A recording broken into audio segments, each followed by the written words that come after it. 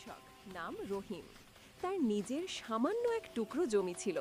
সেই জমিতেই সে দিন রাত পরিশ্রম করত, কিন্তু যতই চেষ্টা করুক ফসল তেমন হতো না। অনেক সময় বৃষ্টি না হলে ফসল নষ্ট হয়ে যেত, আবার কখনো পোকায় খেত। একদিন এক সময় এক ছোট গ্রামে রাতে রহিম চুপচাপ আকাশের দিকে তাকিয়ে বলল, হে আল্লাহ, আমি পরিশ্রম করি, কিন্তু ফল পাই না কেন?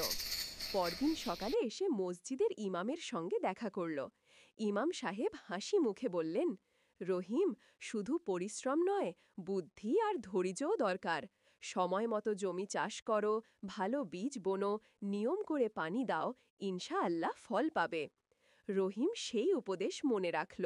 সে প্রতিদিন সকালে সূর্য ওঠার আগেই মাঠে যেত, আগাছা তুলত, মাটি নরম করত, পানি দিত আর আল্লাহর নাম নিয়ে কাজ করত। কয়েক মাস কেটে গেল।